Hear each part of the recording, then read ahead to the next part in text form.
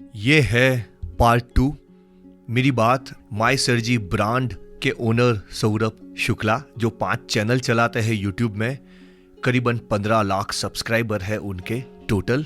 और ये एपिसोड मैं सीधा शुरू कर देता हूँ उनकी बातों से, क्योंकि ये एपिसोड की हर बात ये तो पार्ट 2 है।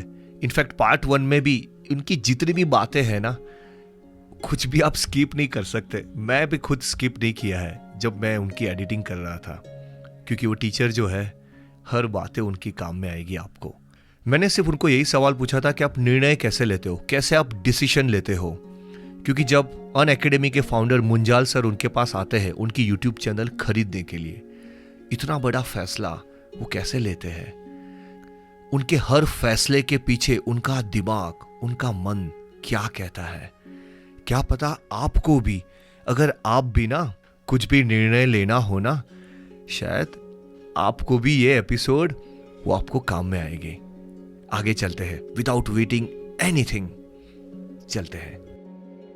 दिवेश जी, मैं आपको एक चीज कहना चाहता हूँ जो इतने पूरे जीवन काल में मुझे अनुभव हुआ कि वो कौन सा एक कैरेक्टर है जो आपको जीवन में आगे लेकर जाता है, प्रोफेशनली, आपके पारिवारिक मसलों में भी, और हर हर पहलू को देखें जीवन के, जिसमें आप आगे कैसे बढ़ सकते हैं। मैं देखता हूँ कि स्कूल में, कॉलेज में जो मेरे साथ के लोग पढ़ते थे, उनकी विचारधारा और मेरी विचारधारा में क्या अंतर था। तो अंतर मैंने ये पाया कि मैं रिस्क लेने के लिए हमेशा रेडी रहा हूं। दूसरी बात यह है कि डिसीजन लेना बहुत इंपॉर्टेंट है।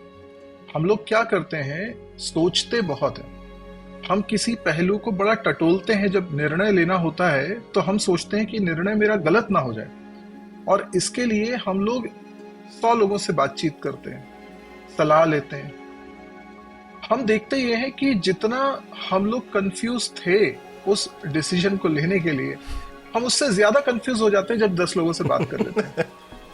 बराबर बराबर। और निर्णय लेना हमारे लिए और मुश्किल होता जाता है। और ये जीवन के हर पड़ाव पे आप देखेंगे, सिर्फ प्रोफेशनली नहीं, हर जगह आपको इसका अनुभव होगा। मैंने हमेशा डिसीजन दिल से लिया है, और मैं इस फिलॉसफी पे यकीन करता हूं कि डिसीजन हमेशा दिल से लेना चाहिए, क्योंकि डिसीजन कभी सही और गलत होता नहीं है। क्या बात है। डिसीजन को सही बनाना पड़ता है। ओह, आपने राइट। आपने सोचा कि भाई मुझे जॉब ज्वाइन करनी है या मुझे टीचिंग फील्ड में आना है। अब ऐसे में स्वाभाविक सी बात है कि आप अच्छा बुरा अगर देखेंगे तो कभी ये पहलू अच्छा लगेगा, कभी ये दूसरा वाला अच्छा लगेगा। और मैं कहता हूं कि नहीं, दोनों अच्छे हो सकते हैं। डिपेंड करता है कि मैंने डिसीजन लेने के बाद क्या किया। और 5 साल बाद, 10 साल बाद जब लोग मेरे को देखेंगे, अगर मेरे उस फील्ड में अच्छा किया तो लोग कहेंगे कि आपका चुनाव सही था। अगर खराब किया तो लोग कहेंगे आपका चुनाव गलत था। गलत तो था। वही चीज के बारे में दोनों बातें हो सकती। बराबर। तो डिसीजन लेते वक्त बहुत ज्यादा सोचने की बात नहीं होनी चाहिए, क्योंकि आपका दिल, आपका इंट्यूशन जो कहता है वो होता है जो आप चाहते हो। क्या फर्क करेक्ट। पड़ा कि मुझे दूसरी जगह शायद ज्यादा सफलता मिल पाती, ठीक है, ज्यादा नहीं मिली, कोई दिक्कत नहीं, थोड़ी कम मिलेगी। ये भाव शुरुआत से रहना चाहिए। तो बराबर। ये नीति मेरी बचपन से रही है, और मैंने हमेशा रिस्क ली है। एक हमारे कॉलेज के समय में एक कोई बाहर से आए थे। मैं उनका नाम याद करूं तो बिस्वरूप रॉय चौधरी करके एक शख्स हैं जो मेमोरी के बारे में बताते हैं, काफी पॉपुलर रहे हैं।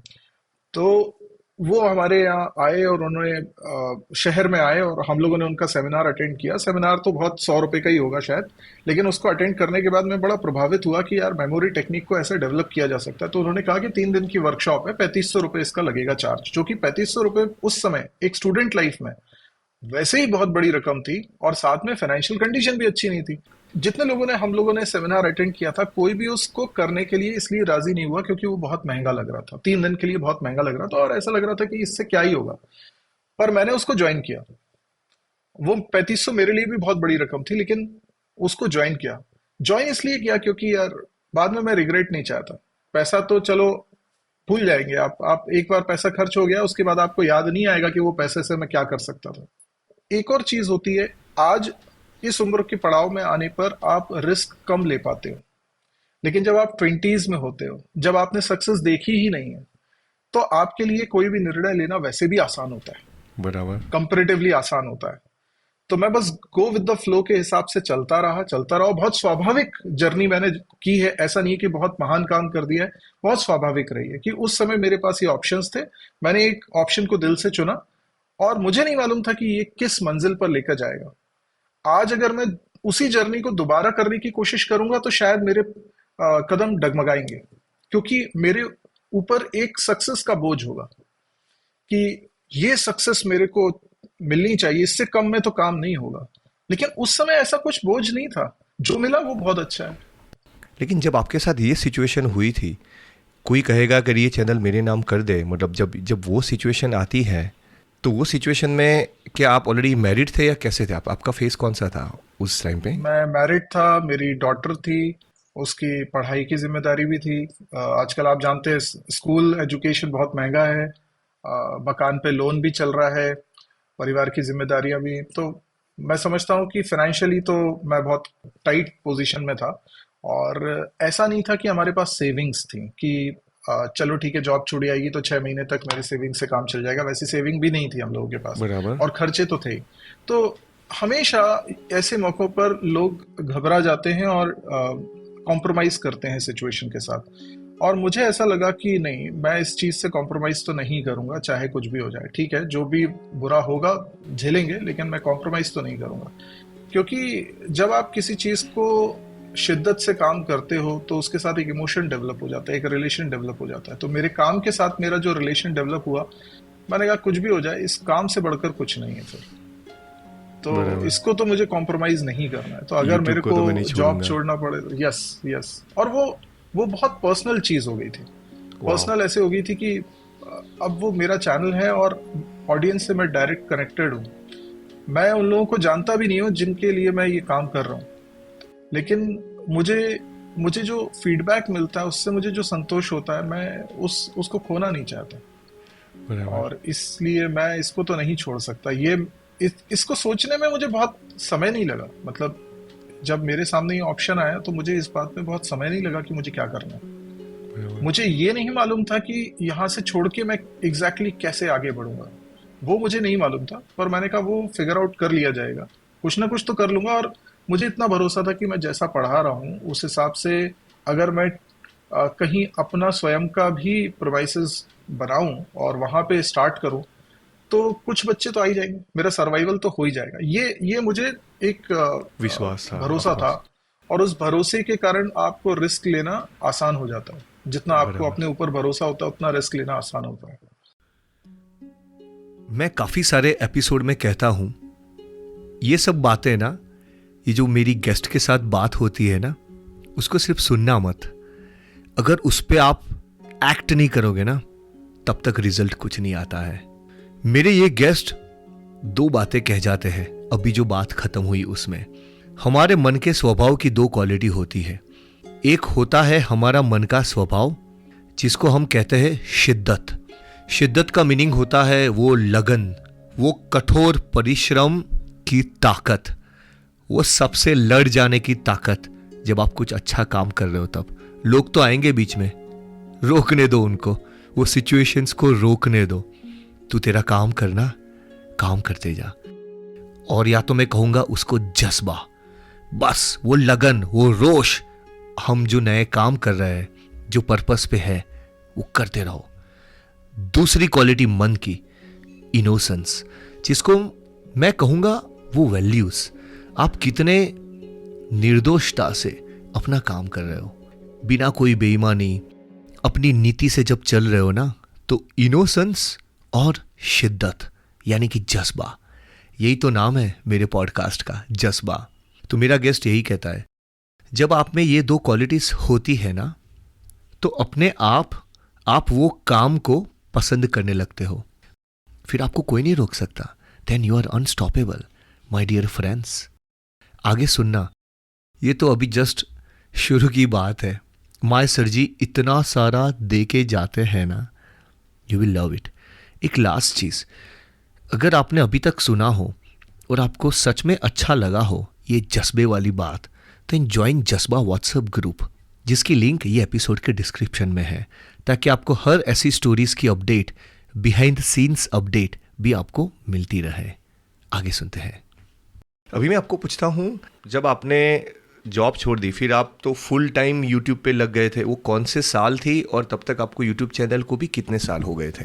अभी 2014 में मैंने यूट्यूब चैनल स्टार्ट किया था और 2015 में मैंने अपने एक मित्र से कुछ पैसे उधार लेके अपने घर में ऊपर छत पे एक रूम बनवाया था, सो दैट कि मैं सेपरेट एक जगह हो मेरी जहाँ पे बैठ के मैं काम कर सकूं।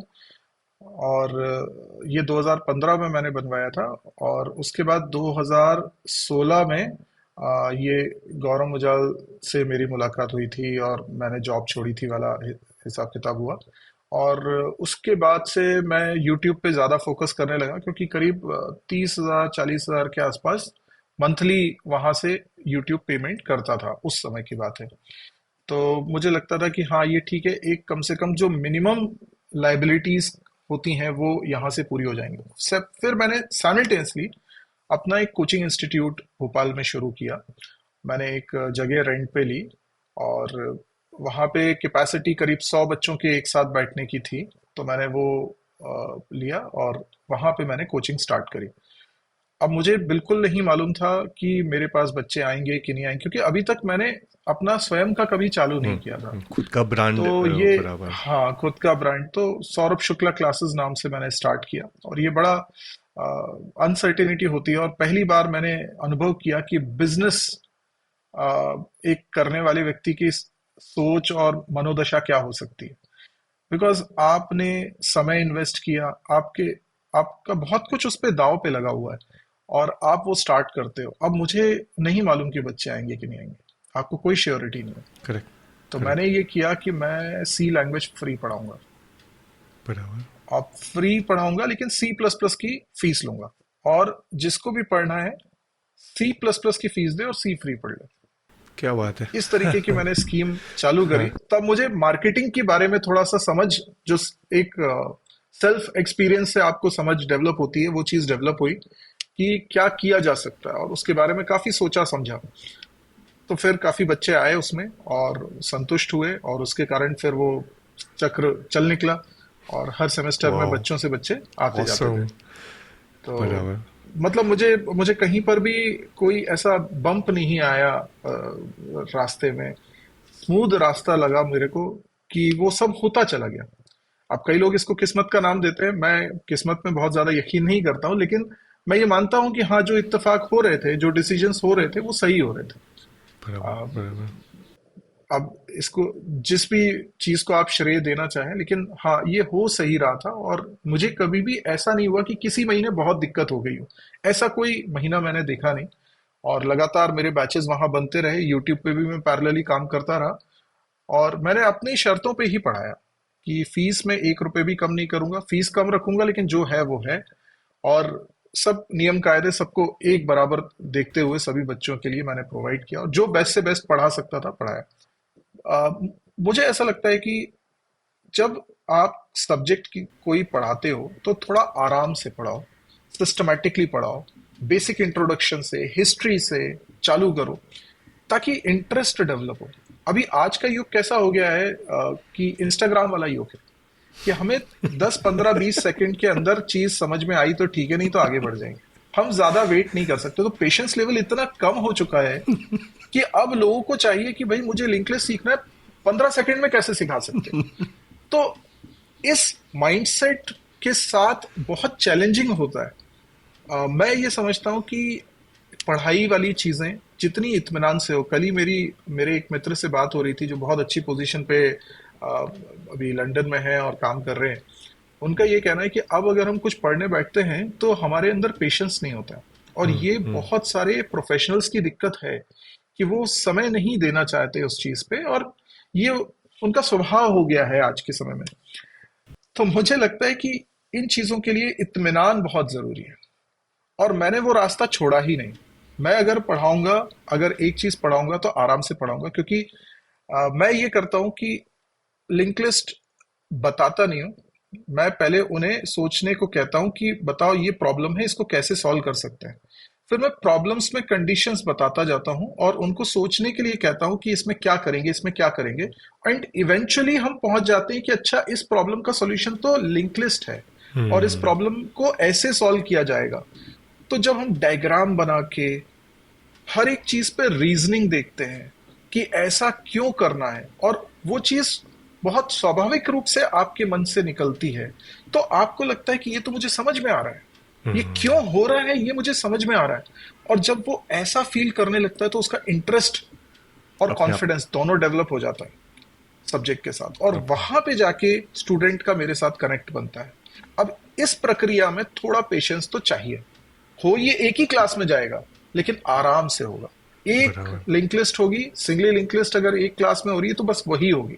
लेकिन जब वो होगी तो इतनी तबीयत से होगी कि स्टूडेंट को लगे कि ये तो मैंने ही बना लिया। बराबर। तो मुझे वैसा पढ़ाना पसंद है। खुद से ही सोचते सोचते सॉल्यूशन मिलते मिलते। आपने एक चीज़ बोली, आपने अपने मित्र से कुछ पैसे उधार लिए, रूम बनाई 2015 में। तो पूछना चाहता था, तब तो आप यूट्यूब चैनल जस्ट अपने 2014 में शुरू की थी, तो जब ऐसे स्पेशल ऊपर जाके एक खुद से रूम बनाना, तो क्या तब से ही एक विजन था कि नहीं अब तो मुझे ये इस पे एकदम फोकस से एकदम दिल से काम करना है, इसलिए आपने ये विचार लिया था मतलब? आज के दौर में हम मशीन लर्निंग के युग में हैं, जहां पे प्रिडिक्शन सिस्टम मशीन लर्निंग की मदद से बनाया जाता है। लेकिन जिस दौर पे मैं ये सब विवेचना कर रहा था अपने करियर से रिलेटेड, अपने काम से रिलेटेड, कि भविष्य इसका क्या हो सकता है, तो वो मशीन लर्निंग का जो काम है वो मैं मैन्युअली कर रहा था। अब मशीन लर्निंग आज के समय में बहुत सारा डेटा उसके पास होगा, तब जाके उसकी एक्यूरेसी हो सही बात सकती है। है। अभी लेकिन उस समय मेरे पास कोई बहुत सारा डेटा नहीं था, लेकिन जो भी मेरे 1 साल 1.5 साल का अनुभव था यूट्यूब पे काम करने का, और मैं महीने दर महीने उसके ट्रेंड को देख रहा था, व्यूज के ट्रेंड को देख रहा था, सब्सक्राइबर को देख रहा था, जो इनकम हो रही थी उसको देख रहा था। आ, हर चीज को मैं जब एनालाइज कर रहा था, तो मुझे याद है मैंने चार्ट बनाया था, मैंने बहुत सारा डेटा लिख के रखा था। And I was trying to figure out कि 5 साल बाद क्या स्थिति हो सकती है। इस बात को भी समझते हुए कि मार्केट का ट्रेंड हमेशा एक जैसा नहीं रहता, बहुत कुछ बदलाव हो सकते हैं, हो सकता है कल कोई यूट्यूब ना रहे, कोई और एप्लीकेशन आ जाए।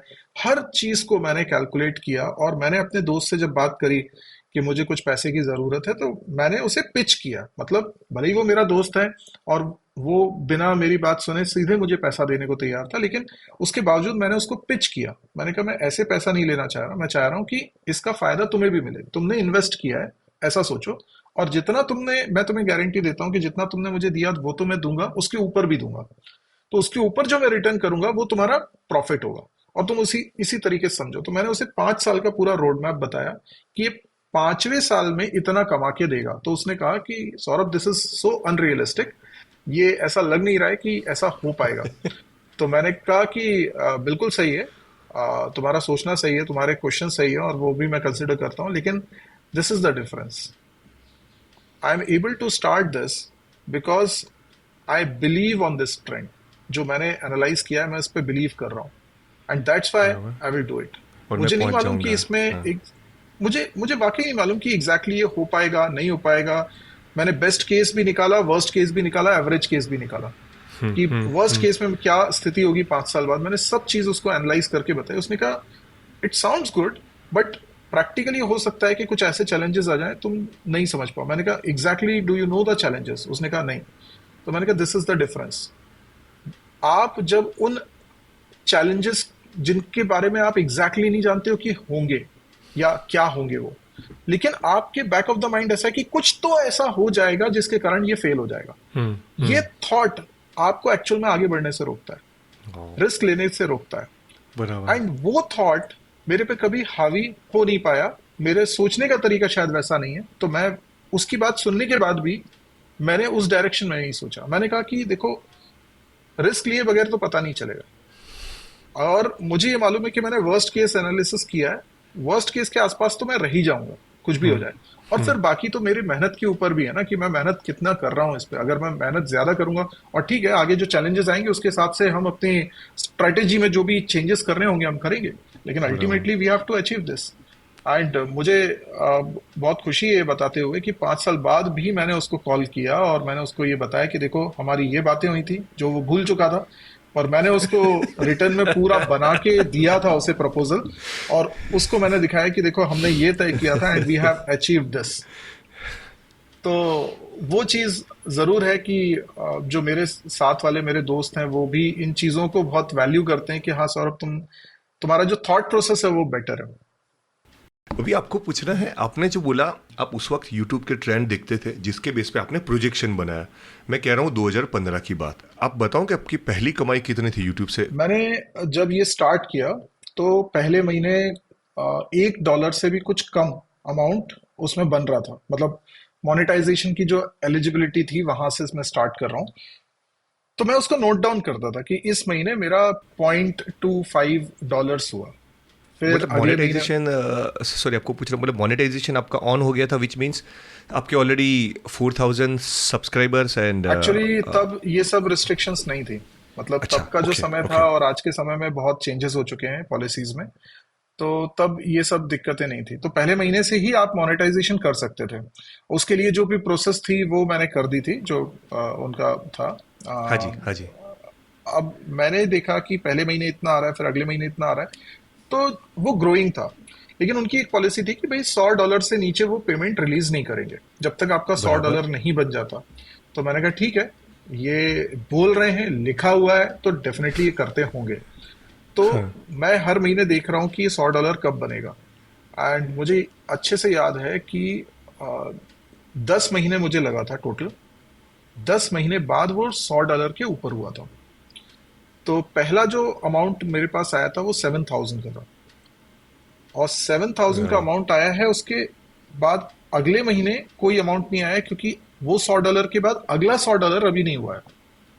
हम्म। लेकिन उसके बाद अगस्त में मेरे को फिर से पेमेंट आया, और उसके बाद फिर कोई महीना रुका नहीं, फिर हर महीने वो पेमेंट आ रहा था एंड वो ग्रो कर रहा था। क्या कहती है आपकी धैर्य शक्ति, पेशेंस? क्या कहते हो लिसनर्स?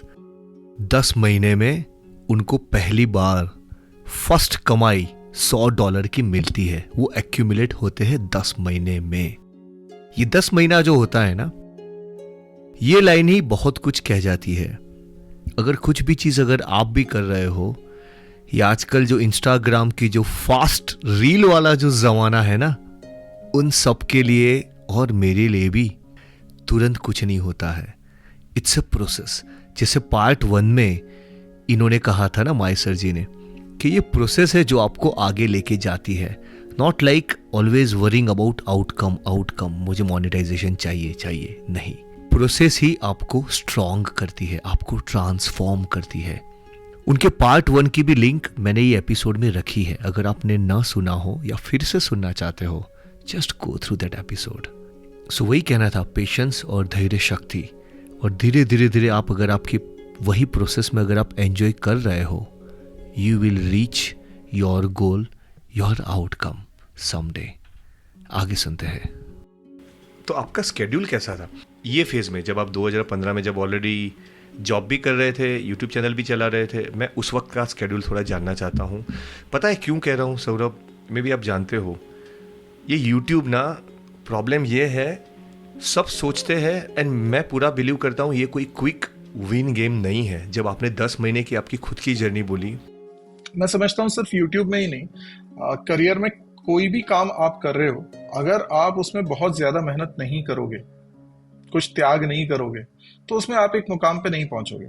आपको उसमें बहुत एक्स्ट्राऑर्डिनरी एफर्ट्स डालना होगा, और डालना भी चाहिए। कम से कम अपने 20s और 30s में तो करना चाहिए।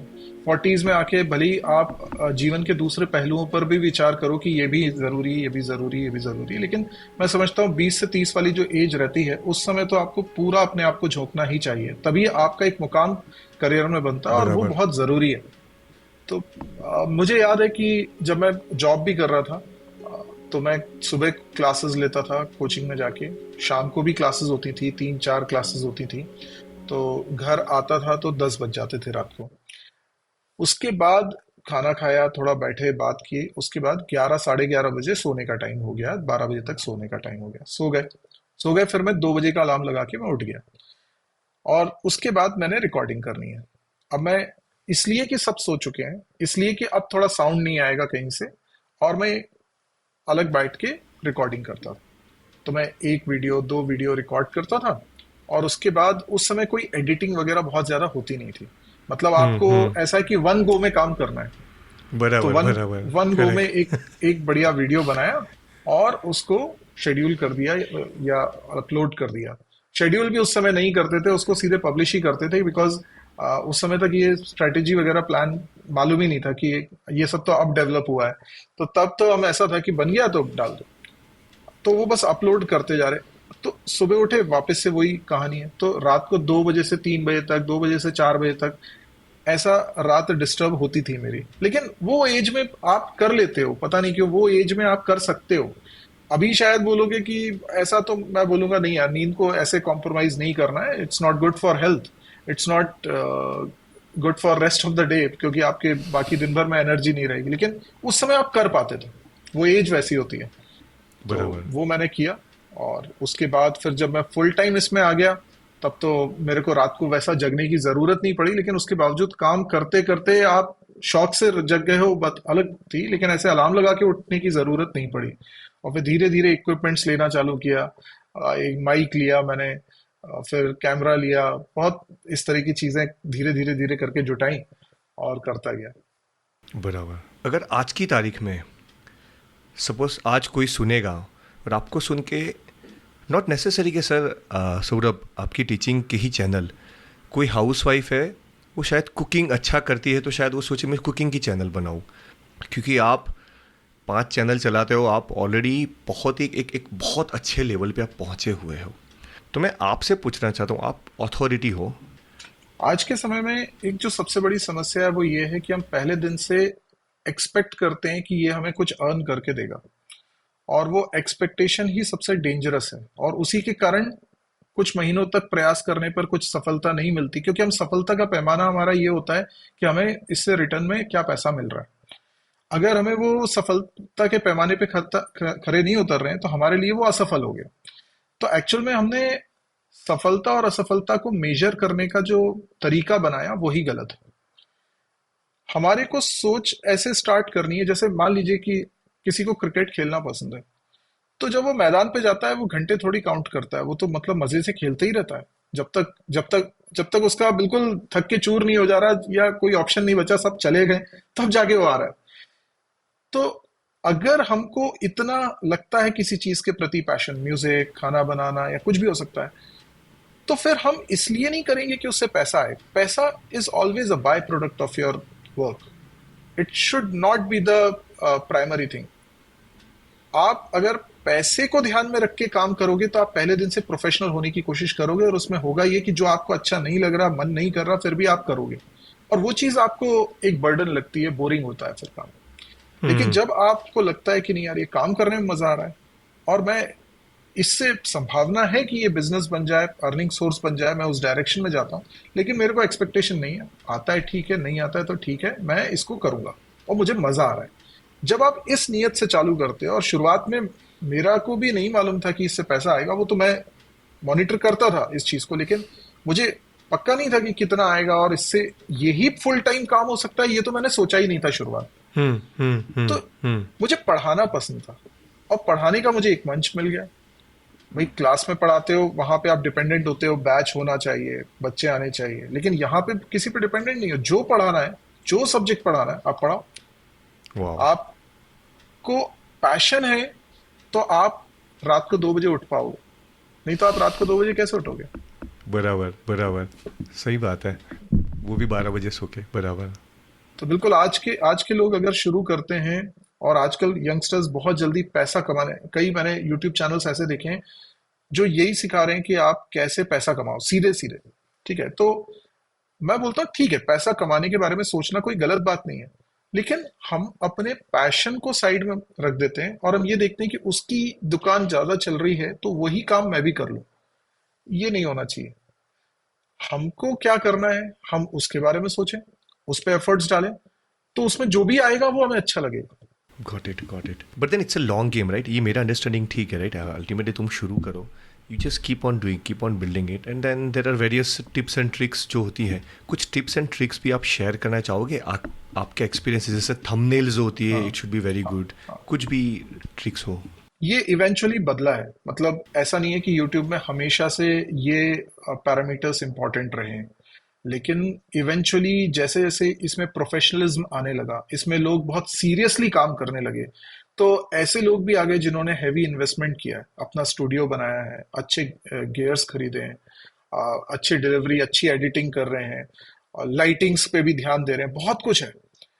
अब ये सब करने के लिए आपको एक्सपर्ट लोगों की जरूरत पड़ती है. ऐसा नहीं है कि आप अकेले हर चीज में एक्सपर्ट हो जाओगे, तो टीम बना के लोग काम करते हैं. तो ये सब दौर अब चालू हुआ है, तो अब इसलिए बहुत टफ है. अभी कोई यूट्यूब चैनल चालू करके ग्रो करना चाहता है तो इट्स नॉट दैट इजी, भले ही उसका कंटेंट भी बहुत अच्छा है तो भी वो इतना इजी नहीं है. तो मेन बात, ये बात बिल्कुल सही है कि हमें कंसिस्टेंटली काम करते रहना पड़ेगा तो कहीं तक तो पहुंचेंगे, लेकिन उसके साथ साथ आज के डेट में ये इंपॉर्टेंट हो गया है कि आपका माइक, एक ठीक ठाक माइक होना चाहिए, क्योंकि sound quality I think video quality से ज्यादा इंपॉर्टेंट है. क्योंकि अगर सुनाई सही नहीं देगा तो वीडियो में कितना भी अच्छा आप दिखा दीजिए लोग इंटरेस्ट नहीं लेते. लेकिन साउंड कई बार क्या होता है, soothing, just it's like music. आप जब सुन रहे हैं तो आपके कानों में एकदम स्मूथली वो जाना चाहिए ताकि आपको रुकने का मन करे. जैसे किसी की आवाज बहुत अच्छी होती है तो हम ठहर जाते हैं, हम सुनने लगते हैं, वो क्या बोल रहे हैं वो सुन लेते हैं, हमारे रिलेवेंट नहीं है फिर भी सुन लेते हैं, बिल्कुल रुक जाते हैं. तो वो चीज अच्छे माइक से आ सकती है. और मैं नहीं कहता कि शुरुआत में पहले इसमें इन्वेस्ट करो उसके बाद आगे बढ़ो. पहले कंटेंट बनाएं, पहले कंसिस्टेंसी लाएं, पहले रेगुलर हो जाएं, पहले एक महीना काम तो करें. क्योंकि होता ही है कि हम सब कुछ इन्वेस्ट कर लेते हैं, 15 दिन बाद हम कुछ भी काम नहीं कर रहे होते हैं. तो ये जिम जाने जैसा नहीं होना चाहिए.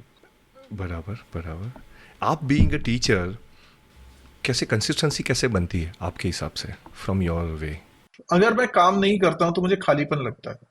क्योंकि मैंने लाइफ में अपना शेड्यूल हमेशा से टाइट रखा, तो अगर किसी दिन मेरे पास काम नहीं है तो वो दिन मुझे नहीं मालूम मैं क्या करूं. मतलब हर किसी का ख्वाब होता है कि नहीं बिल्कुल वेले बैठना है कुछ काम नहीं करना है. लेकिन एक्चुअल में जब वो करते हो तो आपको समझ में नहीं आता है क्या, और आपको दिन अच्छा नहीं लगता, आपका मूड खराब होने लगता है. आपको ऐसा लगता है कि मैंने वेस्ट कर दिया दिन, मतलब कुछ एंजॉय भी नहीं किया, वेस्ट हो गया दिन. तो मुझे ऐसा लगता है कि काम आपको संतुष्टि देता है. और मुझे हमेशा से ध्यान है कि जब मेरा दिन बहुत टाइट रहता है, जब मेरे पास बहुत सारे काम है, ये भी करना है, ये भी करना है, ये भी करना है, और मैं सब करता जा रहा हूँ, भले ही मैं बिजी हूँ, पर मुझे थकान नहीं मिलती, मेरे को सेटिस्फेक्शन मिलता है. And this thing motivates you. बच्चों के कमेंट्स पढ़ता हूँ, वो मोटिवेट करता है. बच्चों के फोन आते हैं और वो बोलते हैं कि हमारा जीवन इस प्रकार से बदला इन वीडियोस की वजह से, तो वो मोटिवेशन देता है. तो ये सारी चीजें मिलकर जो एनर्जी बनाती हैं वो जिम्मेदारी भी लाती है. और मुझे ऐसा लगता है कि सिर्फ मोटिवेशन से इंसान अपनी जिंदगी नहीं बदल सकता, उसमें डिसिप्लिन लाना जरूरी है. बिना डिसिप्लिन के you can not achieve anything.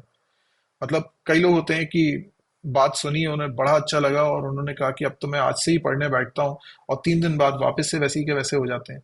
क्योंकि वो जो मोटिवेशन है उसका असर बहुत लंबे समय तक नहीं रह सकता. वो शायद स्टार्ट करने के लिए काम कर जाएगा लेकिन कंसिस्टेंटली रहने के लिए काम नहीं करता.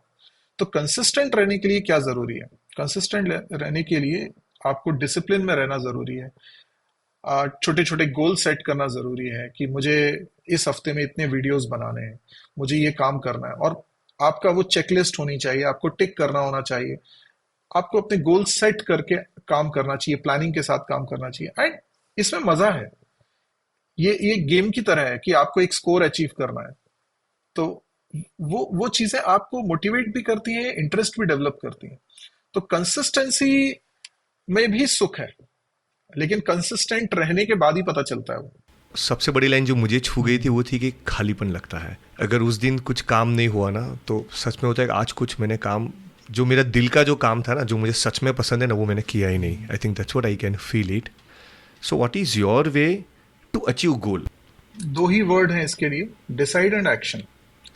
लोग ज्यादातर क्या होता है कि सोचते तो सभी हैं, और आप देखिए हमारे देश में हर व्यक्ति को आइडियाज बहुत आते हैं.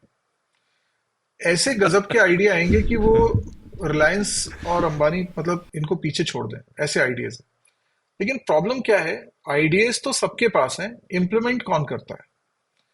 और इम्प्लीमेंट करते हैं तब हमें उसके चैलेंजेस भी पता चलते हैं, तभी हम उन चैलेंजेस के सॉल्यूशन भी ढूंढते हैं। लेकिन आप डे वन में सोचो कि सारी चीजें हमें पहले से एडवांस में पता हो और सब हम परफेक्ट काम स्टार्ट कर देंगे, तो ऐसा कभी नहीं होता। तो आप कर डालो। सबसे पहले जरूरी है एक्शन। अगर आपने कुछ चीज करने के बारे में सोचा है तो कर डालो। सक्सेस और फेलियर की चिंता मत करो। मैं हमेशा एक एग्जांपल देता हूँ स्टूडेंट्स को, कि जैसे हम साइकिल चलाते हैं। पहली बार साइकिल चलाना सीखा, क्या पहली बार में आप सक्सेसफुली चला पाए? नहीं, पहली बार में नहीं चला पाए। हम गिर गए, हमसे नहीं चली, हमारा बैलेंस बिगड़ गया। हाँ, लेकिन क्या हम उसको असफलता कहते हैं? नहीं, असफलता नहीं है वो। It's a part of learning. क्योंकि आपके ब्रेन को, आपकी बॉडी को, जो आपके सेंस ऑर्गन्स है, आप जब टच कर रहे हो, हैंडल को टच कर रहे हो, ये राइट हैंड है, ये लेफ्ट हैंड है, इससे आप टच कर रहे हो, आप किस पॉस्चर में बैठे हो, आप किस एंगल में देख रहे हो, तो पूरा अलाइनमेंट है आपकी बॉडी का, ये आपके ब्रेन में कैप्चर हो रहा है। और फिर आपने जो पैडल मारा, उस चीज को भी वो कैप्चर कर रहा है, और उसका आउटकम क्या रहा उस चीज को भी वो कैप्चर कर रहा है। और एक सिंपल साइंस है, आई सी। पास हुआ राइट फेल हुआ, पास राइट। हुआ फेल हुआ। तो उसने कहा ये फेल हुआ, ओके, इसको याद रखो, ये दोबारा नहीं करना है। और पास हुआ, ये दोबारा करना है। और इस सिंपल स्ट्रेटेजी पे हमारा ब्रेन काम करता है।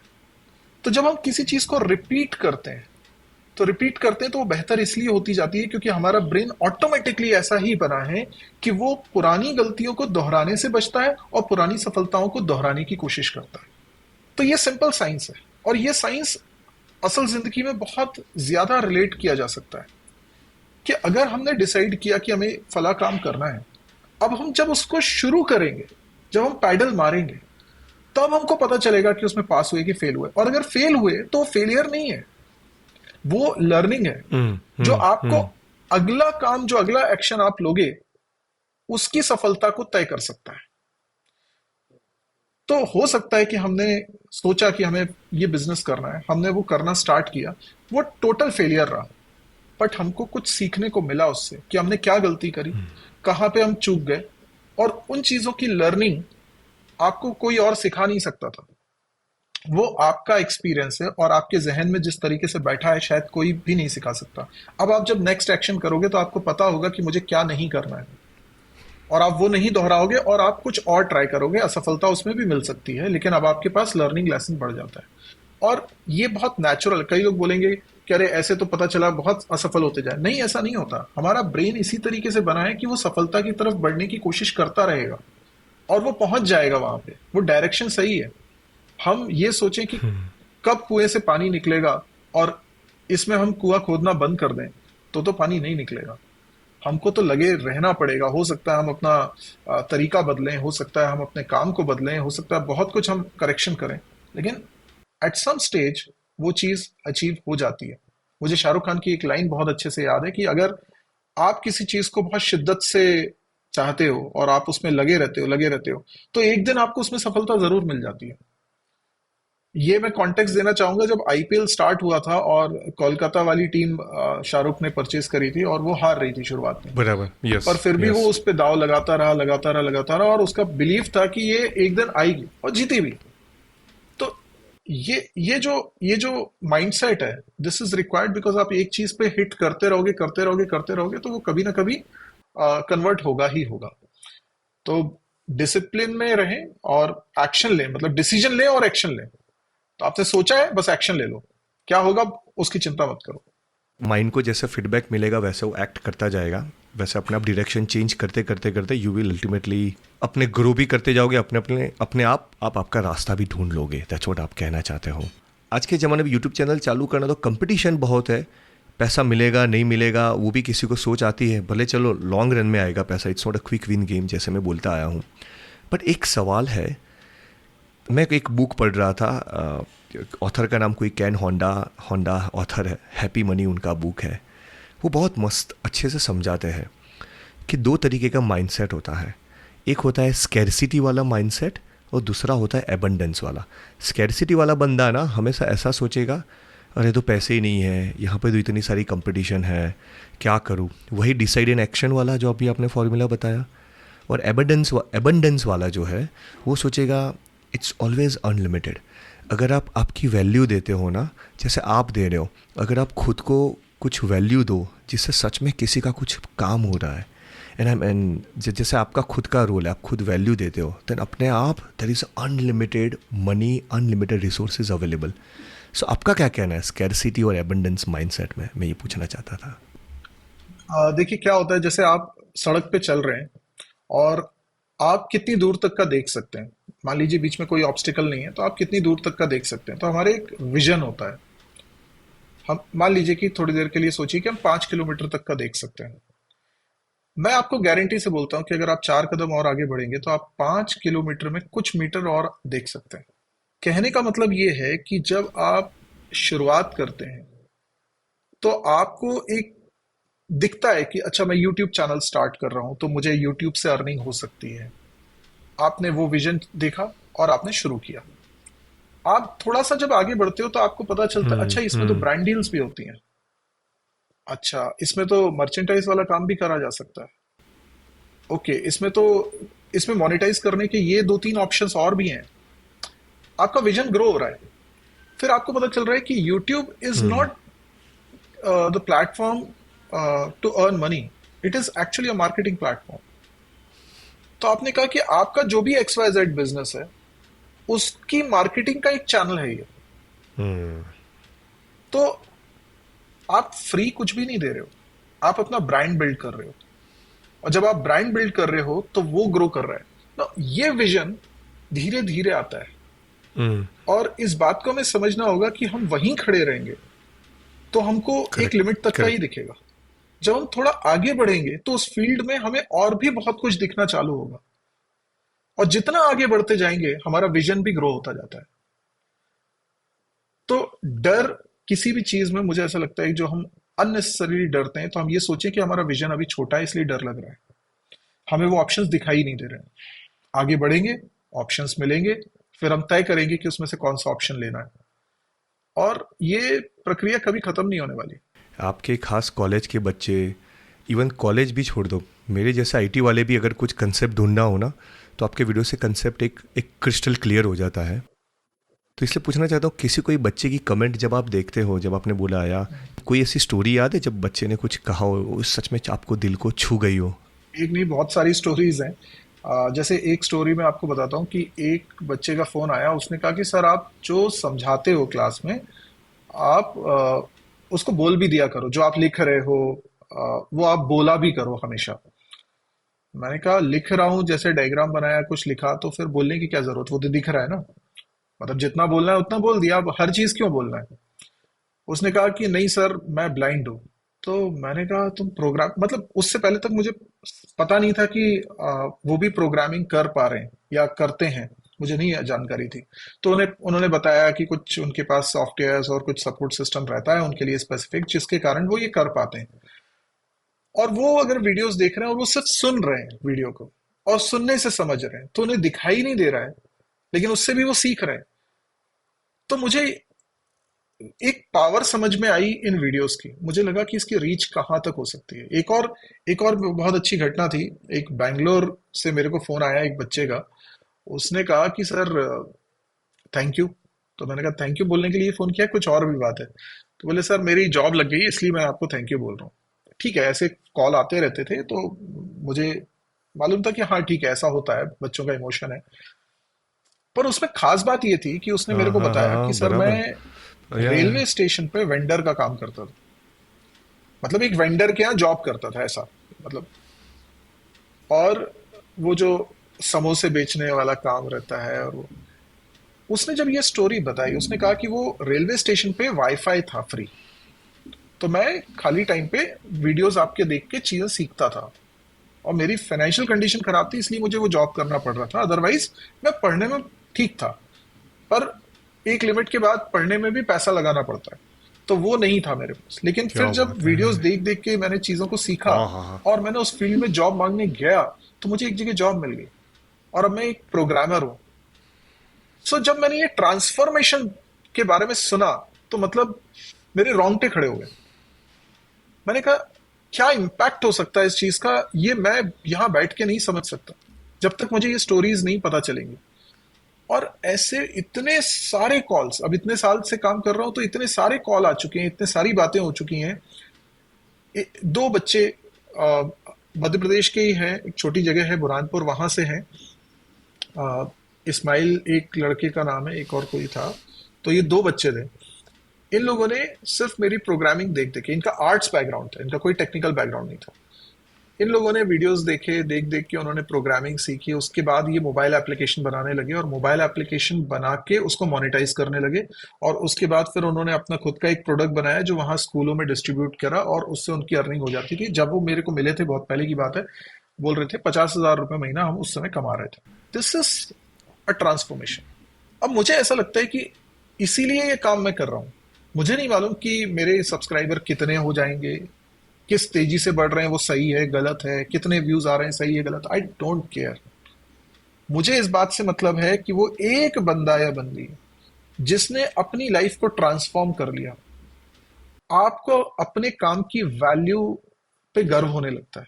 आपको लगता है कि यार मैंने कुछ ऐसा तो किया जिससे किसी की लाइफ ट्रांसफॉर्मेशन से बड़ा क्या हो सकता है। इससे जो सुकून मिल रहा है, इससे बड़ा क्या हो सकता है। इससे बड़ा कोई रिवार्ड ही नहीं है। इस ना पैसा ना कुछ, कुछ भी इससे बड़ा रिवार्ड नहीं हो सकता। और यही चीज तो है जो आपको मोटिवेटेड रखती है काम करने के लिए, और आपको संतुष्ट रखती है कि सब्सक्राइबर नहीं भी बढ़ रहे, कोई दिक्कत नहीं। कोई एक व्यक्ति तो है जिसको फायदा पहुंच रहा है, तो मेरा काम तो सफल हो गया। मैं भी अभी सोचने लगा था वो रेलवे स्टेशन, वो मतलब कहाँ तक आपकी इम्पैक्ट फैल सकती है वो शायद कभी खुद को ही नहीं पता होता। जब आप शुरू करते हो और जैसे जैसे आगे बढ़ते हो, यू नेवर नो आप कहाँ कहाँ किन किन लोगों की लाइफ को छू सकते हो विथ योर ओन स्किल्स। तो वही चीज़ मुझे आप में भी मैं कनेक्ट कर पाया। और ये मैं हमेशा कहता हूँ, आप जो भी काम करो ना, वो चाहे हॉबी हो या आपका मेन फंक्शन हो, पर उसको ना अगर कहीं ना कहीं पॉजिटिव इम्पैक्ट के साथ जुड़ जाएगा ना, तो वो एबंडेंस अपने आप आ जाता है। You just reach that. मैं हर गेस्ट को पूछता हूँ पर्पस के बारे में। पर्पस मतलब आपका पर्पस, आप खुद कहते हो आप टीचर हो, तो आपको टीचिंग करनी है। ये मैं समझा आपको 10th में जब आपने शुरू किया, तब देन यू, आपके पास तो कोई रास्ता नहीं था, वो एडवर्स कंडीशन में आपने सोचा ये करूँ। लोगों को पर्पस कैसे मिलता है, मतलब ढूंढे कैसे कि मुझे क्या चीज़ पसंद है, how they find what they love आपके हिसाब से? एक तो होता है कि हम लोग बैठे बैठे सोचते हैं कि हमें क्या करना है, और ये ज्यादातर लोग करते हैं। और दूसरा ये होता है कि हम एक्सपीरियंस करते हैं, कुछ काम कर रहे हैं, एक्सपीरियंस कर रहे हैं, उसमें हम धीरे धीरे उस तरफ मुड़ते जाते हैं जो हमारा गोल बनने वाला है। ऑसम। तो मुझे ऐसा लगता है ऑसम। कि बैठे बैठे सोचने से ज्यादा बेहतर है कुछ काम करते करते अपना रास्ता तलाश करना। मैं हमेशा एक चीज बोलता हूं कि भगवान ने हमारी प्रोग्रामिंग सी लैंग्वेज में कर रखी है, और सी लैंग्वेज में होता है इफ एल्स। और हमारे पूरे जीवन में बहुत सारे इफ एल्स लगे हुए हैं। अभी भगवान को दोष मत दो कि तुम्हें शाहरुख खान जैसी लाइफ क्यों नहीं दी। भगवान ने वो कोड भी लिख के रखा है। अब वो इफ ब्लॉक में है या एल्स ब्लॉक में है। ऑसम। अभी ऑसम। कंडीशन को ट्रू या फॉल्स बनाना ये तुम्हारे ऊपर है। तो लाइफ में सब कुछ पॉसिबल है। तुमने जो किया, लाइफ दूसरी भी हो सकती थी, मैं कुछ और भी हो सकता था, लेकिन जो मैं आज हूं वो लाइफ में जो जो डिसीजंस मैं समय समय पे लेता गया, उससे तय होता गया इफ ब्लॉक एग्जीक्यूट होना है कि एल्स ब्लॉक एग्जीक्यूट होना है, और वो बस चलता गया। तो लाइफ का पर्पस ढूंढने के लिए एक चीज जो मैं टिप देना चाहूंगा लोगों को, कि सबसे पहले ये देखो कि आपको पसंद क्या है, आपकी हॉबी क्या है, आपको क्या चीज में मजा आता है। कई बार हम इसको आइडेंटिफाई कर पाते हैं, कई बार हम इसको आइडेंटिफाई नहीं कर पाते हैं। जैसे मैं अगर समझाता अच्छा हूं तो ये मुझे कैसे पता चलेगा? पहले तो पता चलने का कोई तरीका नहीं था, लेकिन जब आपने पढ़ाया और जब फीडबैक आया तो आप अच्छा पढ़ा रहे हो ये पता चला आपको। और जब कंसिस्टेंटली ये पता चला तो आपको इस बात पे भरोसा होने लगा। लेकिन मैं ये भी मानता हूं कि 100 और काम हो सकते थे जो मैं करता, और हम्म। उनमें से भी कोई दो चार काम ऐसे होते जिसपे मुझे अप्रिसिएशन मिलता और मुझे लगता कि ये भी मेरी हॉबी है। बराबर। तो एक्चुअल में आपकी 100 तरह की हॉबीज हो सकती हैं, पोटेंशियल है, लेकिन आप किसी एक बराबर। तरफ बढ़ जाते हो, और जब वहां से अप्रिसिएशन मिलना चालू करेक्ट। होता है तो आपको रियलाइज होता है कि इसमें आपको इंटरेस्ट है। Interest is directly proportional to appreciation. आप सोचिए, आप स्कूल में हैं, आप एक दिन स्पोर्ट्स पीरियड में पहली बार फुटबॉल खेलना शुरू किया आपने। आपने इससे पहले कभी नहीं खेला था, लेकिन आप फुटबॉल खेलते खेलते अचानक ही आपने एक जबरदस्त गोल कर दिया, और ऐसा गोल किया कि देखने वालों ने तालियां बजा दी, और हर कोई अब उसी की बात कर रहा है। दिन भर उसी की बात हो रही है, हर कोई आपसे मिल रहा है, अरे वाह। तो आपको ऐसा लगने लगा कि आप फुटबॉल के लिए ही बने हो। वो एप्रिसिएशन जो है, उसने आपका इंटरेस्ट जगा दिया। अब ऐसा होने लगा कि आपको रोज फुटबॉल खेलना है। अब आप मौके ढूंढ रहे हो फुटबॉल कैसे खेल सके। अब आप एक फुटबॉल खरीद के भी लाए हो। अब फुटबॉल का वर्ल्ड कप हो रहा है, आप उसको भी देख रहे हो। आप अपने इर्द गिर्द एक सराउंडिंग में ऐसा ऑरा पैदा कर रहे हो, खुद बना रहे हो, खुद क्रिएट कर रहे हो कि मेरी दुनिया फुटबॉल है। और ये ऐसे ही शुरू होता है। ये कुछ और भी हो सकता था। ये एक चीज है। दूसरी चीज होती है, मेडिकली अगर मैं बोलूं, जेनेटिकली हमारे पूर्वजों ने जिस चीज में ज्यादा काम किया है, मान लीजिए कोई कारपेंटर रहे हैं, उनके पिताजी भी कारपेंटर थे, उनके पिताजी भी कारपेंटर थे, तो ऑटोमेटिकली जेनेटिकली हमारे अंदर कुछ ऐसे चेंजेस हो जाते हैं जिससे उस फील्ड की समझ हमारी बढ़ जाती है। और हम बोलते हैं कि ये तो गॉड गिफ्टेड है। गॉड गिफ्टेड नहीं है ये, इट्स डार्विन का सिद्धांत है ये तो एडाप्टेशन करते करते हमारी बॉडी फाइन ट्यून होती जा रही है उस चीज के लिए। क्यों एक संगीतकार का बेटा या बेटी भी अच्छा संगीतकार हो जाते हैं, क्यों एक डॉक्टर का बच्चा भी डॉक्टर ही बन रहा है। ये गुण हमें विरासत में मिलते हैं। तो अगर हम ऐसा भी कुछ पहचान सकें बराबर। कि है, तो अच्छी बात है। मेरे फादर की हिंदी अच्छी है, तो मुझे लगता है कि उसका थोड़ा मेरे को बेनिफिट मिल गया।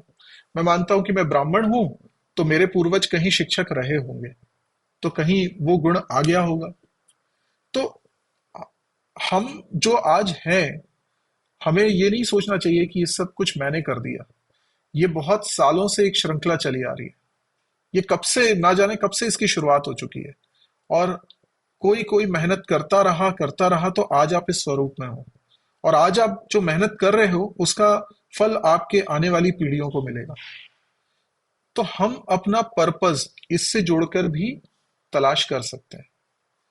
और फिर तीसरी चीज ये होती है, हमें दुनिया में जो चीजें दिखाई दे रही हैं, हमें क्या फील होता है उसके बारे में। हमें क्या बुरा लगता है, क्या अच्छा लगता है।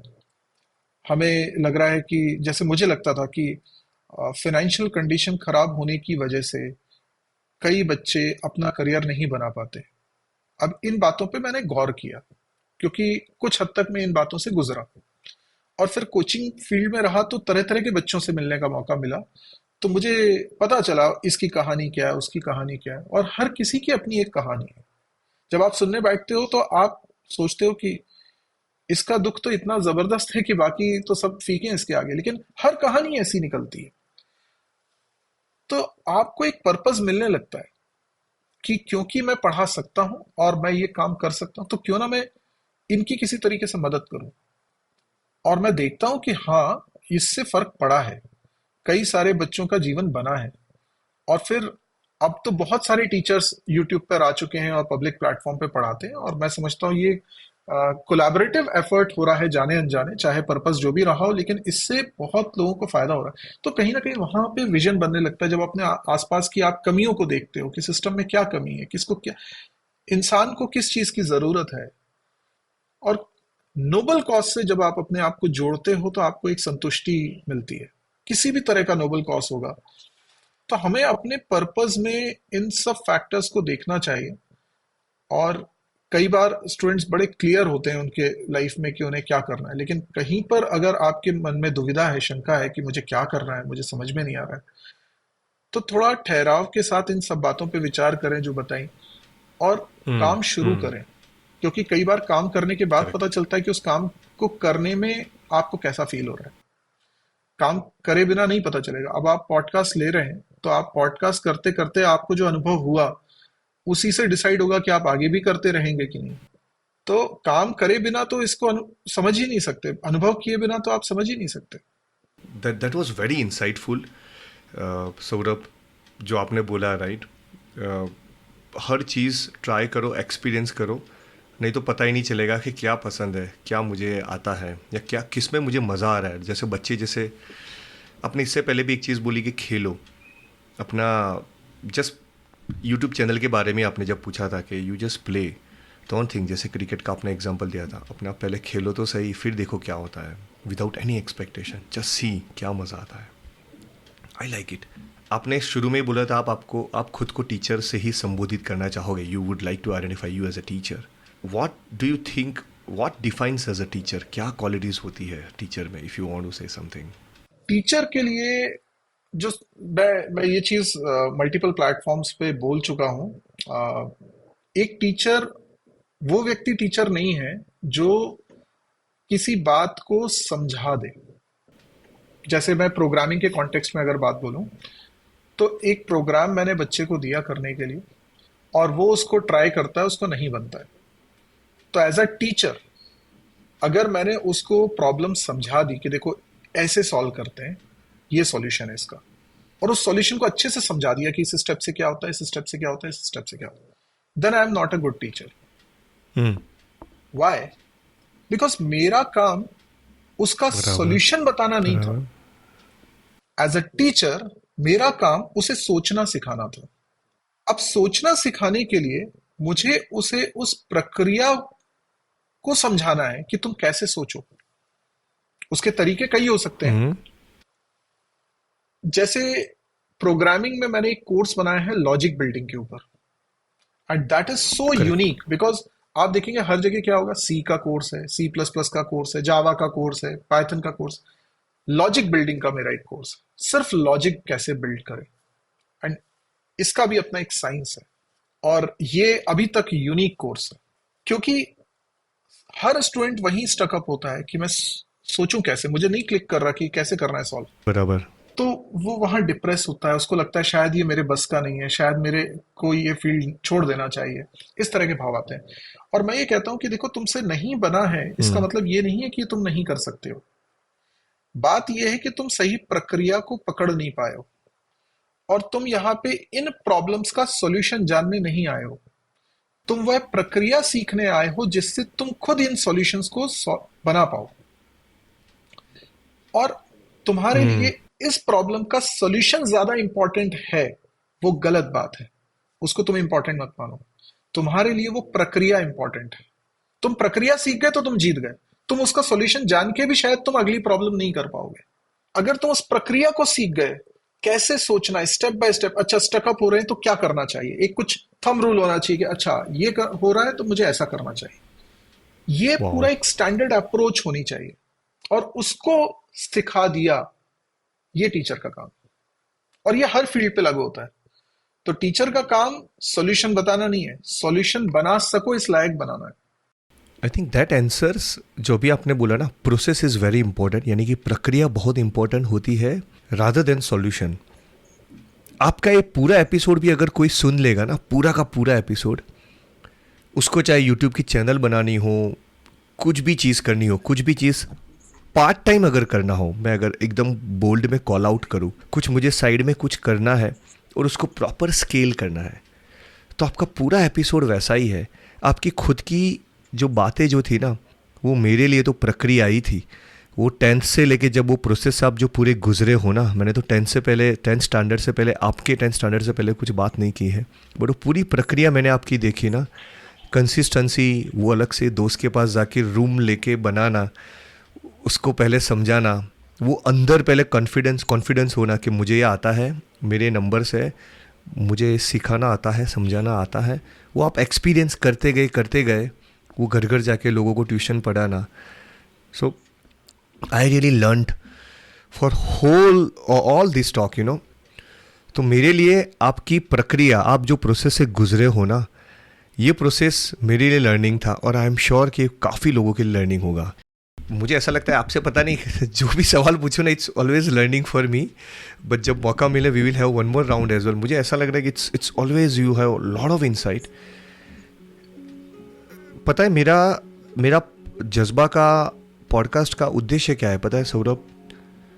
लकीली भगवान की दया से जितने भी गेस्ट आए हैं ना, सभी गेस्ट काफ़ी डीप एक्सपर्टीज़ में है, बट वो शायद उतने फेम नहीं है, उतने फेमस नहीं है जितने वो सच में होने चाहिए. जो होता है ना एक highly expertise but low fame, मतलब फेमस होंगे, आई am not connecting you with that way, you know, आप ऑलरेडी फेमस हो, पर मैं कहना चाहता हूँ शायद आपकी वैल्यू तो और बहुत ज़्यादा हो जानी चाहिए. जिस तरीके से डाउन टू अर्थ मेरी आपसे बात हुई है, and I am really honoured to have you on this show. With that एक लास्ट चीज़ पूछना चाहूँगा, ये मैं हर गेस्ट को पूछता हूँ. आप जाने से पहले, आपकी तो हर बात मुझे तो की मैसेज लगता है, मैं आपको की मैसेज क्या बोलूँगा? मैं सिर्फ आपको उतना पूछूंगा जाने से पहले, कुछ आप कुछ और चीज़ कहना चाहोगे जो भी सुनेंगे वो कुछ अपने साथ लेके चलेंगे वो मैसेज को अपने, जैसे आप थिएटर में बड़े ऑडिटोरियम में स्पीच देते हो, then it will go with them, it will leave that message with them. मैं यहाँ पर सफलता की डेफिनेशन के बारे में जो परसेप्शन है लोगों का, उसको करेक्ट करने की कोशिश करूंगा. जब हम बोलते हैं कि सफलता का मतलब आपके लिए क्या है, तो बहुत सारे लोग अपने अपने नजरिए से उसका एक उत्तर बनाते हैं. तो कोई एक स्ट्रिक्ट डेफिनेशन तो नहीं है सफलता की, लेकिन मुझे ऐसा लगता है कि सफलता को कभी भी एक मुकाम की तरह नहीं देखना चाहिए. हम लोग ये सोचते हैं कि ये गोल मेरा अचीव हो जाएगा तो मैं संपूर्णता को हासिल कर लूंगा, यही मेरा उद्देश्य है. इस सोच में प्रॉब्लम यह है कि हम जीवन में जो 99% काम कर रहे हैं उसको वैल्यू ना करके वो 1% वहां पहुंचने वाले एपिसोड को ही वैल्यू कर रहे हैं. हम इस कारण कई बार अपनी पूरी जिंदगी को उस 1% से आंकने लगते हैं. वो अचीव हुआ तो सार्थक है, नहीं अचीव हुआ तो सब निरर्थक है. असल बात यह है कि सफलता उस जर्नी को बोला जाएगा जो आप जी रहे हो. वो कोई मुकाम नहीं है, वो पूरी जर्नी है. हर रोज आप सफल और असफल होते हो. अगर आप खुश हो तो आप सफल हो.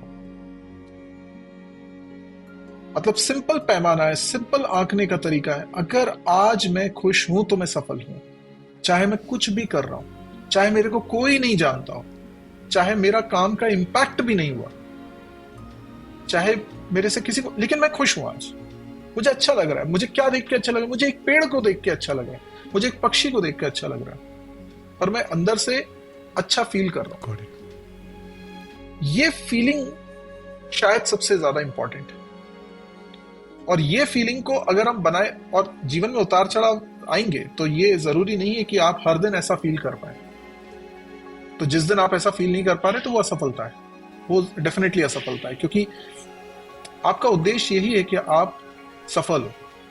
और ये बात मैं इसलिए बोल रहा हूं कि हमारी बॉडी इसी तरीके से बनी है, जैसे मैंने साइकिल का एग्जांपल दिया था, तो हम सफलता और असफलता में फर्क करते हैं, और हमें पास और फेल से मतलब है. लेकिन असफलता का मतलब निराशा नहीं है. असफलता का मतलब है सुधार की गुंजाइश. Like it. और सफलता का मतलब है, इसको याद रखो, ये दोहराना है. तो हमें चीजों को आगे बेटर बनाने के लिए ये दोनों चाहिए जीवन में. तो कोई व्यक्ति बोले कि मैंने जीवन में सिर्फ सुख देखा है, तो वो सुख को परिभाषित नहीं कर पाएगा. उसे जीवन में कभी ना कभी दुख भी देखना पड़ेगा, तब तो वो जान पाएगा कि जो जी रहा है वो सुख है. तो उतार चढ़ाव, यस, उतार चढ़ाव जरूरी है. तो सफलता के लिए आप ये ना सोचें कि मेरे इतने सब्सक्राइबर हो जाएंगे तो मैं सफल हो जाऊंगा, इतना पैसा अर्न कर लूंगा तो सफल हो जाऊंगा, ये गाड़ी खरीद लूंगा तो सफल हो जाऊंगा. ये सब सफलता के पैमाने नहीं हो सकते. ये आपको क्षणिक खुशियां दे सकते हैं. स्थायी खुशी तो कहीं नहीं मिलती, किसी भी चीज में स्थायी खुशी नहीं मिलती. आपको हर दिन उसके लिए प्रयास करना है, हर दिन प्रयास करना है. एक चीज जो विलुप्त होती जा रही है, अच्छा इंसान बनना, जो मॉरल ग्राउंड पे अच्छा इंसान बनना, ये विलुप्त हो रहा है. और मुझे लगता है कि इसकी फिक्र करना भी इंपॉर्टेंट है। हम प्रोफेशनल ग्रोथ के बारे में तो बहुत सोचते हैं, पर एक इंसान के तौर पे हम कितने विकसित हो पा रहे हैं वो भी बहुत इंपॉर्टेंट है। और सफलता इससे जुड़ी हुई है। अगर आप एक अच्छे इंसान हैं तो आपका प्रभाव लोगों पे पड़ेगा, और उससे जो दुआएं आती हैं, जो गुड वाइब्स आती हैं, वो आपकी सराउंडिंग को स्मूथ रखती है, वो आपकी सराउंडिंग को इतना कूल रखती है कि आपको हमेशा अच्छा लगेगा। गरीबी वाले हालात में भी अच्छा लग सकता है, बहुत जरूरी। आज आज आप सचिन तेंदुलकर की बात करते हैं। सचिन तेंदुलकर सिर्फ इसलिए महान नहीं है क्योंकि उन्होंने बहुत अच्छा क्रिकेट खेला। क्रिकेट खेला, उससे लोकप्रियता हासिल हुई, लेकिन वो एक अच्छे इंसान है, जितना मैं समझ पाया हूं। तो वो बात बहुत ज्यादा इंपॉर्टेंट है। अगर आप अच्छे इंसान नहीं बन पाए तो भी आप असफल हो, भले ही आपने बहुत कुछ अचीव कर लिया। बाकी सभी लोगों से यही कहूंगा कि जितना हो सके, एक बहुत अच्छा कोट मुझे याद है और ये मैं कभी भूल नहीं पाता। हमारे भूतपूर्व राष्ट्रपति स्वर्गीय श्री एपीजे अब्दुल कलाम जी, जिन्होंने एक बार कहीं संबोधित करते हुए कहा होगा, और पेपर में वो फ्रंट पेज पे छपा था। उसमें कहा था कि जिस व्यक्ति का कोई बड़ा लक्ष्य नहीं है वह देश के लिए अपराधी है। क्या ये बात है, मैं भूल ही नहीं पाता। ऐसी हर व्यक्ति इस बात को गंभीरता से सोचे। हम शायद देश में कोई एक भी व्यक्ति ऐसा नहीं होगा जो उनके प्रति सम्मान नहीं रखता होगा, नो डाउट, और उनसे इंस्पायर नहीं होता होगा। तो उनकी इस बात का इम्पैक्ट बहुत ज्यादा है। कोई और कहता तो शायद नहीं मानते, लेकिन उन्होंने कहा है, उनका जज्बा देखिए। तो हमें जीवन में कितना इम्पैक्ट क्रिएट कर पाए, कितने लोगों को इंस्पायर कर पाए, इसकी गणना किए बिना करना है बस। और कुछ भी करा आपने काम से ही करें, और वो काम कुछ भी हो सकता है। वो काम अच्छे से करें, ईमानदारी से करें, शिद्दत से करें, किसी को नुकसान ना पहुंचे, किसी के साथ धोखा ना हो, और इस नियत के साथ आप काम करेंगे तो वो एक लक्ष्य ही है, बड़ा लक्ष्य ही है, क्योंकि आप कंट्रीब्यूट कर रहे हो। तो मुझे ऐसा लगता है कि ये सब इतने सारे थॉट्स हैं, अगर सुनने वाले किसी एक थॉट पे भी फोकस करेंगे तो उनको कुछ फायदा तो होगा। Agree, that was a very good Saurabh. I think पता नहीं था, ये भी तो एक मेरा लक्ष्य है। मैं अनजान लोगों से बात करता हूँ, आप भी मेरे लिए अनजान थे। जब तक मैंने आपको परसों मैसेज नहीं किया था तब तक मेरे अनजान थे। मेरे पास भी दो चॉइस थी, या तो वीकेंड है, सैटरडे है, मोबाइल पे स्क्रॉल करो, या ऐसे टाइम पास होता है। ऑफ कोर्स बच्चे के साथ, फैमिली के साथ टाइम दो, मैं उसको क्वालिटी टाइम कहूँगा। बट लकीली ना ये काम करता हूँ ना, तो थोड़ा वहाँ पे एक अच्छा सा बैलेंस हो जाता है कि चलो अभी ये है, ऑफिस में भी मन लग जाता है, क्योंकि मैं एक वीकेंड में ना बहुत अच्छे लोगों से कनेक्ट होता हूँ। सौरभ को मैं जानता ही नहीं था, मैंने कभी सौरभ को प्रोफेशनली बोलूँ तो मैं जानता था कि माई सर जी के चैनल है, बहुत अच्छा काम कर रहे हैं, बट आज आपके अंदर से जाना ना, तो मेरा ये पर्पस सॉल्व हो जाता है कि मुझे मज़ा आया एंड आई रियली लर्न। और उसको मैं, जैसा आपने बोला, उसको मैं कहीं ना कहीं मेरे आगे का जो भी कहीं लक्ष्य है, मेरी थॉट, मेरी थिंक टैंक भरती जाती है आपके जैसे लोगों से आने से।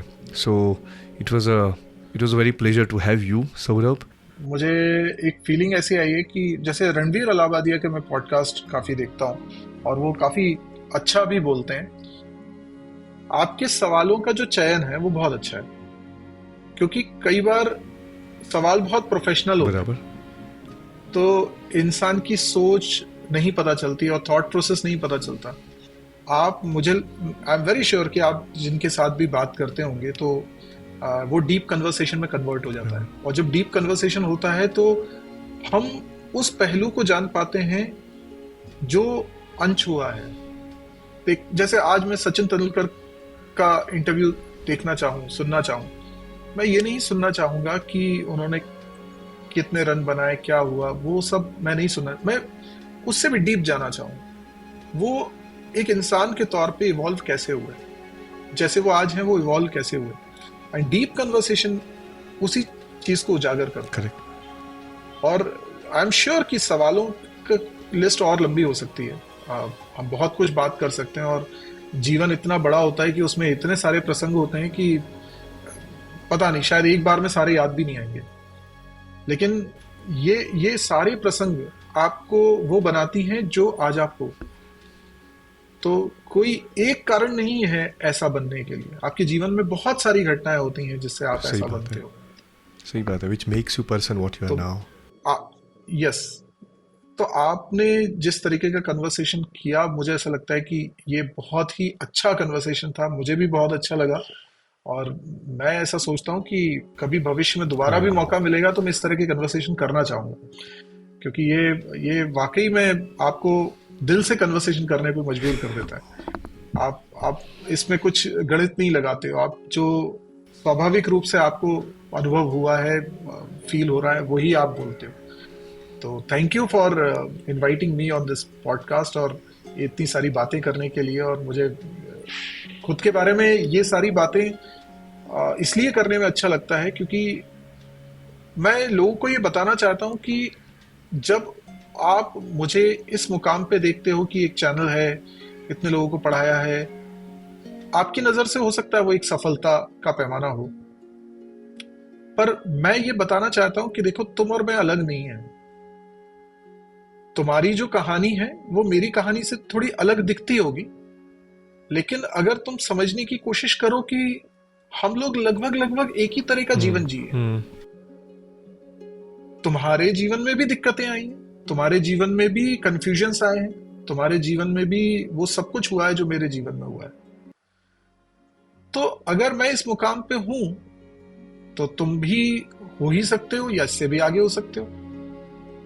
तो किसी प्रकार से अपने ऊपर शंका करने की आवश्यकता नहीं है। आप किसी भी जगह पर आज खड़े हो, किसी भी हालात में आज हो, या हालात आपके प्रयासों से बदल ही जाएंगे। वाओ। तो अगर ये लोगों तक पहुंचता है मैसेज, तो मतलब मुझे ये इसका पर्पस समझ में आता है कि हाँ, ये काम कर रहा है। ऑफ कोर्स, क्यों नहीं। आपकी हर लाइन ना, मुझे 2 लाइन अभी भी याद रहेगी, ये भी लास्ट में भी। हालात आप आपके प्रयासों से बदल सकते हो। अगर आप सफल हुए तो उसको रिपीट करो, असफल हुए तो सुधार की ज़रूर है।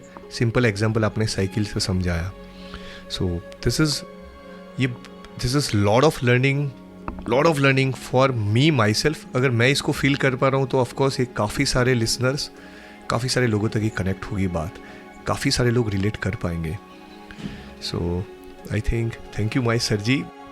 अब शायद मेरे पास कुछ बोलने के लिए बचा ही नहीं है, बस फिलहाल के लिए इतना ही। एंड एक लास्ट चीज़, अगर आपको जेन्युइनली मेरी ये बातें और ये गेस्ट की बातें अगर अच्छी लगती है, then subscribe, write comment on whichever platform you are listening to me and my voice.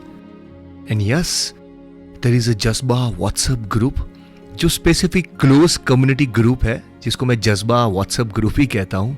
उसकी लिंक भी ये एपिसोड के डिस्क्रिप्शन में है। अभी तक अगर सुना है तो ज्वाइन दैट ग्रुप। वहाँ पे मैं बिहाइंड द सीन्स, मेरे नए गेस्ट या हर कोई मेरी पॉडकास्ट की अपडेट ये ग्रुप में शेयर करता हूँ। Just join that group, that's all. Just do something. और ऐसे एपिसोड्स को ना बार बार सुनना, क्या पता कहीं हेल्प कर जाए। और सच में कहीं हेल्प मिलती है, कहीं मदद मिल जाती है, just write that in my podcast review, so that I can understand कि हाँ, ये सच में काम आ रहा है। Bye bye.